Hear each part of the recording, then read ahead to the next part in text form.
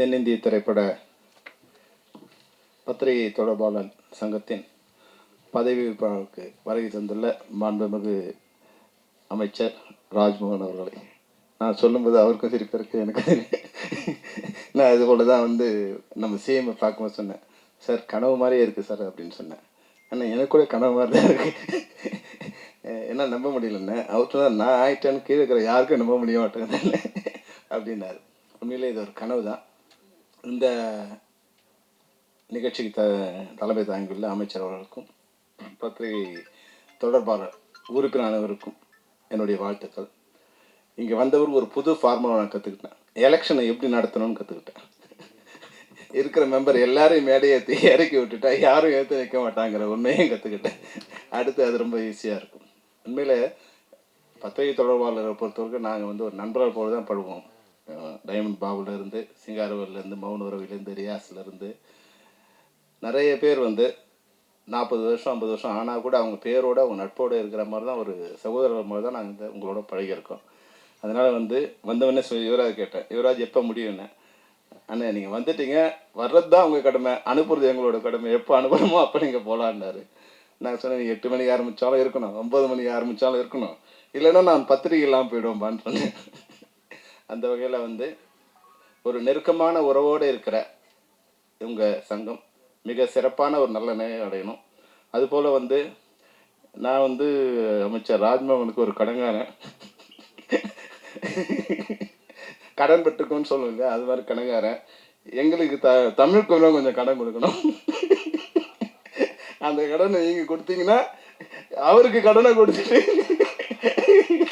அந்த கடனை அடிச்சுட்டு எங்கள் கோரிக்கைகளை நாங்கள் கேட்போம். அதனால் என்னென்னா ஒரே ஒரு விஷயந்தான். நான் இப்போ இதுக்கு போகும்போது, செக்ரட்டரியேட் போகும்போது குவியலாக மக்கள் இருந்துகிட்டே இருந்தாங்க. அப்போ ஒரு விஷயத்த நான் சகோதரர் ராஜ்மோகன் சொல்ல விரும்புகிறேன். அதாவது அண்ணா, அவர் பேரறிஞர் அண்ணா பதவி இருக்கும்போது அவர் அவருடைய சகாக்களுக்கு சொன்னாராம், இப்போ கோயிலில் நிறைய கூட்டம் கம்மியாயிடுச்சுன்னு. அவர் சொன்னாராம், இது ஒரு அளவுகோலாக எடுத்துக்கணும், என்னைக்கு கோயிலில் கூட்டம் அதிகமாகுதோ அன்னைக்கு நம்ம வீழ்ச்சியை தொடங்குதுன்னு அர்த்தம்னு சொன்னாராம். நமக்கு புரியல என்னன்னு. ஏன்னா மக்கள் நம்ம மேலே நம்பிக்கை வச்சு கோயிலுக்கு போகிறது நிறுத்திட்டு நம்மக்கிட்ட வராங்க. அப்போ நம்ம அவங்களோட நம்பிக்கையை, அவங்களுடைய கனவை நிறைவேற்றும் நினச்சி நம்மக்கிட்ட வராங்க. நம்ம மேலே நம்பிக்கையை போயிட்டு கோயில்களில் எப்போ கூட்டம் அதிகமாகுதோ அப்போ அரசு மேலே நம்பிக்கை இருந்துட்டாங்கன்னு அர்த்தம். அதை ஒரு அளவுகோலாக வச்சுன்னு சொன்னாங்க. அப்போ கடந்த காலகட்டங்களில் கோயில் இல்லாமல் இருந்து கோயில் குவிய ஆரம்பிச்சிடுச்சு. இன்றைக்கி நான் உங்களை பார்க்க வரும்போது உங்கள் அறையை குவிஞ்சிருக்கு, ஜனங்களால் குவிஞ்சிருக்கு. அந்த நம்பிக்கை நீங்கள் நிறைவேற்றி கொடுக்கணும் தான் எங்களுடைய. 2 நேரங்களில் அந்த கூட்டம் குறையும். ஒன்று, எங்களோட கோரிக்கையெல்லாம் நிறைவேறும் போது, இல்லை உங்கள் மேலே நம்பிக்கை இல்லாத போது. எங்களுடைய கோரிக்கையை நீங்கள் நிறைவேற்றி அதன் மூலம் அங்கே கூட்டம் குறையணுங்கிறது தான் எங்களோட வேண்டுகோள். நிச்சயமாக தமிழ் திரைப்படத்துறையில் தயாரிப்பாளர் சங்க தலைவர் கேட்டார், எங்கள் சங்கத்துக்கு இடம் கொடுங்கன்னு. நான் கேட்குறேன், தயாரிப்பாளர்கள் வீடு விற்காத ஒரு சூழ்நிலை ஏற்படுத்துங்க, அவங்க சங்கத்தை கட்டிப்பாங்க. இன்றைக்கி ஒரு இண்டஸ்ட்ரியில் பல பேர் என்ன நினைக்கிறாங்க, சினிமாக்காரங்களுக்கு ஏதோ கவர்மெண்ட் கொடுத்துருச்சுன்னு. ஒரு உண்மையை நான் அந்த மேடையில் சொல்கிறேன். போன வருஷம் எங்களுடைய வருமானம், அதாவது எங்கள் மூலம் வந்த வருமானம் 3000 கோடி ரூபாய்.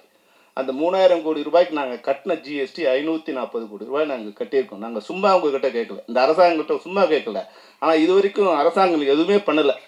உண்மையை இந்த மேடையில் உறக்க சொல்வேன், எங்களுக்கு எதுவும் பண்ணல. ஒரு படத்துக்கு 7 லட்சம் ரூபாய் ஒரு கொடுப்பாங்க, அதுக்கு ஒரு 50 படத்துக்கு கொடுப்பாங்க. அது எவ்வளோ வருடம் 3 கோடி வரும்.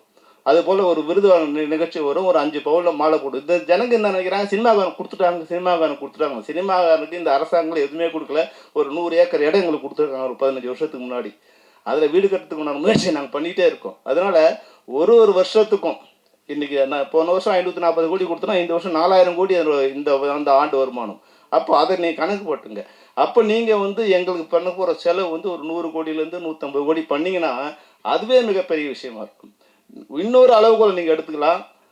என்னைக்கு திரைப்படத்துறையில் அரசாங்கங்கள் மேலே அதிருப்தி ஏற்படுதோ அப்போல்லாம் ஆட்சி மாற்றம் நிகழ்ந்துகிட்டே இருக்குது.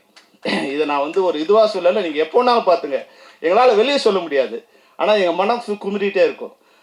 எங்களோட குமுறல் எப்போ ஆரம்பிக்குதோ அப்போ இப்போ எங்களை பொறுத்த வரைக்கும் ஒரு சந்தோஷமான சூழ்நிலை இருக்குது. இப்போ நாங்கள் உங்கள்கிட்ட கேட்குறதுலாம் ஒரு பெரிய இதில் நான் ஐயா சார் கூட சொன்னேன், சிஎம் சார் கூட, சார் என்ன ஒன்றும் வேணாம் சார். வந்து ஊழலற்ற ஒரு அரசு, லஞ்சமற்ற நிர்வாகம், பாதுகாப்பான சமுதாயம், இதை கொடுங்க. என் பொண்ணு வந்து வெளியே போகிற 12 மணிக்கு வெளியே போகிறா, 10 மணிக்கு வெளியே போகிறா, 6 மணிக்கு வெளியே போகிறா, என் குழந்தை வந்து 3 வயசு குழந்தை வெளியே போகுது. இதெல்லாம் பாதுகாப்பாக நாங்கள் இருக்கிற ஒரு சமுதாயம். இன்னைக்கு வந்து உண்மையிலே கனவு மாதிரி இருக்குது. இந்த லஞ்சங்கிறது வந்து வாங்குறவங்களாம் கொஞ்சம் பயந்து இருக்காங்க. அந்த கனவு மெய்ப்பட வேண்டும். அதுதான் இப்போ நீங்கள் வந்து எங்களுக்கு பண்ண வேண்டிய விஷயம் வந்து அந்த கனவு மெய்ப்பட்டுச்சுன்னா வேறு ஒன்றுமே வேண்டாம். எங்களுக்கு நீங்கள் 1000 ரூபா கொடுக்க வேண்டாம், சிலிண்டர் கேஸ் கொடுக்க வேண்டாம், எல்லாத்தையும் நாங்கள் பார்த்துப்போம். எங்ககிட்ட வந்து லட்சக்கணக்கில் நீங்கள் கொள்ளையடிச்சிட்டு எங்களுக்கு 100 ரூபா 1000 ரூபா கொடுத்துக்கிட்டு இருக்க நிலை இல்லாமல் எங்களையே நாங்கள் காப்பாற்றி கொடுத்த திறமை இருக்குது. தமிழ்நாட்டை பொறுத்த வரைக்கும் யார்கிட்டையும் கையேந்த வேண்டிய சூழ்நிலை இல்லாதது தான் இந்த தமிழ்நாட்டு மக்கள் இருக்காங்க. என்னன்னா எங்களுக்கு முறைப்படியான ஒரு அரசாங்கம் இருந்தால் போதும், அதை கொடுப்பாங்கங்கிற ஒரு நம்பிக்கையை இன்னைக்கு வந்து இந்த அரசாங்கம் ஏற்படுத்திருக்கு. அதுதான் வந்து ஒரு புதிய கனவு. தமிழ்நாட்டை வந்து ஒரு யுவராஜாவும் தென்னிந்திய பத்திரிகை ஒரு யுவராஜம் வந்திருக்காங்க தான் நல்ல நேரமாக நினைக்கிறேன். தமிழ்நாட்டுக்கும் நல்ல நேரம், இந்த சங்கத்துக்கும் நல்ல நேரம். அதை பொறுத்தவரையில் எங்களுக்கு ஒன்று நீங்கள் பண்ணிங்கன்னா நல்லாயிருக்கும். என்னென்னா ஒரு ஸ்ட்ரக்சர் பண்ணி கொடுத்துருங்க. எங்கள் திரைப்படத்துறையை ஒரு ஸ்ட்ரக்சர் பண்ணி கொடுத்துருங்க. ஒரு தமிழ்நாடு ஃபிலிம் டெவலப்மெண்ட் கார்பரேஷன், ஒரு அரசு கீழே ஒரு அரசு ஐஏஎஸ் அதிகாரி கீழே இந்த துறையும் போது இங்கே தலைக்கு பெருதணும்னு இருக்கும். அது வல்லாலாம் வந்து ஒரு சிண்டிகேட் பண்ணிக்கிட்டு சின்ன ஆட்களை வாழ முடியாத ஒரு சூழ்நிலை இருக்கும். எல்லா துறையிலும் வந்து ஒரு ஃபிஷர்மேனை வச்சுங்க. நீங்கள் கட்டுமரத்தில் போகிறவங்க ஒரு வரைக்கும் இருக்கலாம், கட்டுமரத்தில் போகிறவங்க எங்கே மீன் பிடிக்கலாம், பெருமை கப்பலில் போகிறவங்க எங்கே மீன் பிடிக்கலான்னு இருக்கும். ஆனால் இங்கே வந்து சைக்கிளில் போகிறவனுக்கு ஒரு பார்த்துருக்கு, காரில் போகிறவனுக்கு பார்த்துருக்கு, பஸ்ஸில் போகிற பெருமை பார்த்துருக்கு. ஆனால் திரைப்படத்துறையில் சின்ன தயாரிப்பாளர்கள், சின்ன திரைப்படங்கள் வாழ்வதற்கான ஒரு சூழ்நிலையே இல்லாமல் பெரிய திரைப்படங்கள் மொத்தத்தையும் கபலை இருக்கும் பண்ணுங்க சூழ்நிலை. பெரிய திரைப்படங்கள் வரணும், ஆனால் சின்ன திரைப்படங்கள் வாழ்வதற்கான ஒரு சூழ்நிலை ஏற்படுத்தினாதான் தமிழ் கலாச்சாரம், தமிழர் பண்பாடு எந்த படங்கள் வளரும்னா தமிழ் திரைப்படங்கள், சின்ன திரைப்படங்கள் மட்டும்தான் வளரும். அந்த திரைப்படங்களை காப்பாற்றினீங்கன்னா தமிழ்நாட்டோட கலாச்சாரம் உலக அளவில் பரப்பப்படும். தமிழ்நாடும் நல்லா இருக்கும், தமிழரும் நல்லா இருப்பாங்க, தமிழ் திரைப்பட தயாரிப்பாளரும் நல்லா இருப்பாங்க. ஒரு 250 படம் வெளியாகின்ற காலகட்டத்தில் 220 படங்கள் சிறு திரைப்படங்கள் தான் வெளியாகுது. அதை காப்பாற்றுகின்ற ஒரு முயற்சியில் அரசு வந்து உங்களுக்கு நாங்கள் சொல்ல வேண்டியதில்லை. ஏன்னா நீங்கள் எங்களோட இருந்திருக்கீங்க, எங்களோட சின்ன திரைப்படத்திலேருந்து எல்லா படங்களும் நீங்கள் பார்த்துருக்கீங்க, தலைவரும் சிஎம்மும் வந்து பார்த்துருக்காங்க. எங்களை பொறுத்த வரைக்கும் இந்த நேரத்தில் இந்த கோரிக்கை நான் வந்து யாருக்காகவும் இல்லாமல் எங்கள் அனைவருக்குமான நீங்கள் அந்த ஒரு ஸ்ட்ரக்சரை நீங்கள் பண்ணி கொடுத்துட்டீங்கன்னா ப்ரொடியூசர் நல்லா இருப்பாங்க, ஆர்டிஸ்ட் நல்லா இருப்பாங்க, டெக்னீஷியன் நல்லா இருப்பாங்க, லேபர்ஸ் நல்லா இருப்பாங்க, அதில் வர எக்ஸிபியூட்டர் டிஸ்ட்ரிபியூட்டர்லேருந்து இன்றைக்கி வர பத்திரிகை தொடர்பாளர் வரைக்கும் அந்த பிரச்சனை இல்லாமல் இருக்கும். ஒரு ஸ்ட்ரக்சர் மட்டும் நீங்கள் பண்ணி கொடுத்தீங்கன்னா போதும். உண்மையாகவே இந்த ஆட்சி எங்களுக்கு ஒரு நம்பிக்கை ஏற்படுத்தியிருக்கு. நீங்கள் எங்கள் நண்பருங்கிறதால உங்களை எல்லா வகையிலும் பயன்படுத்திட்டாங்க. 90 பேருக்கு மாலை போடுற அளவுக்கு கூட நீங்கள் இருந்து கவலைப்படாமல் கஷ்டப்படாமல் போட்டீங்க. அந்த உங்கள் நல்ல உள்ளத்துக்கு நன்றி. உங்களிடமிருந்து நாங்கள் எதையும் பெரிதாக எதிர்பார்க்கவில்லை. எங்ககிட்டேருந்து ஒரு கான்ட்ரிபியூஷன் வந்து இந்த அரசுக்கும் இந்த தமிழ்நாட்டுக்கும் நாங்கள் கொடுத்துட்ருக்கோம். அதுலேருந்து கொடுக்க வேண்டிய நியாயமான பங்கு எங்களுக்கு கொடுங்க. ஒரு தவறான ஒரு இமேஜ் வந்து இங்கே பரவிட்டு இருக்கு. சினிமாக்காரன் கொடுத்துட்டாங்க, நாங்கள் எங்களை ஒன்றும் இல்லை மேடையில் உட்கார வச்சு லெஃப்டில் கமலஹாசன் ரைட்டில் ரஜினிகாந்த் உட்காந்து நீங்கள் பண்ணி விழா நடத்துறது தவிர வேறு எங்களுக்கு அதன் மூலம் எங்களுக்கு என்ன வருமானம்னா ஒரு நாள் வந்து நாங்கள் விழா நடத்தணும். அதை பார்த்து ஜனங்க வந்து எங்களுக்கு ஏதோ வாரி கொடுத்துட்டாங்கிற ஒரு இமேஜை தான் கிரியேட் பண்ணியிருக்க தவிர எங்களுக்கு இது வரைக்கும் வந்ததில்லை. திரைப்பட தொழிலாளர்கள் நான் சொல்கிறேன், திரைப்பட தொழிலாளர்களுக்கு ஒரு 100 ஏக்கர் இடம் கொடுத்துருக்காங்க. நிச்சயம் அதைத்தான் இந்த 50 வருடத்தில் திரைப்பட தொழிலாளர் கிடைத்த ஒரு லாபம். அதை தவிர நிறைய விஷயங்கள் இருக்குது. நாங்கள் நீங்களே சொன்னீங்க ஒரு நாள் பெப்சிக்கு நாங்களே வரோம் சார் உட்காந்து. நிச்சயமாக நீங்கள் எப்போ இல்லை நாங்கள் வரோம்.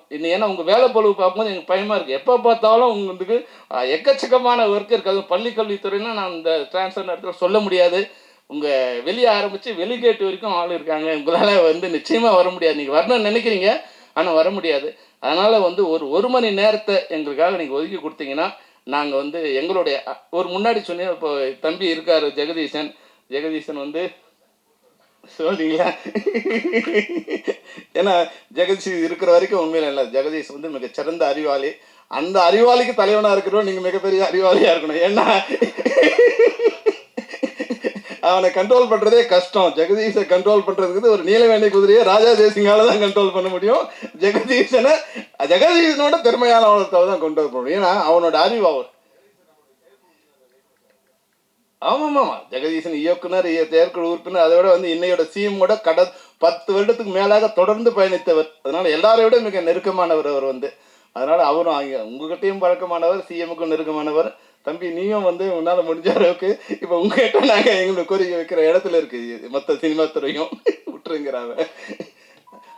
ரொம்ப நேரம் நான் எடுத்துக்கிட்டது வந்து எனக்கு நேரம் ஆயிடுச்சு. ஆனாலும் இன்னொரு சந்தர்ப்பம் இது மாதிரி எங்களுக்கு கிடைக்க வாய்ப்பு இல்லைங்கிறதால இதை வந்து சகோதரர் ராஜ்மோகனுக்கு எங்களுடைய கோரிக்கையாக வைக்கிறோம். தமிழ் திரைப்படத்துறையை சீராக்கி அதை ஒரு ஸ்ட்ரக்சர் பண்ணி கொடுக்க வேண்டியது உங்களோட கடமை. அந்த கடமையை நீங்கள் பண்ணிட்டீங்கன்னா காலம் முன்னவரை உங்களை தமிழ் திரைப்படங்களும் மறக்காது, நாங்களும் மறக்க மாட்டோம். நன்றி, வணக்கம்.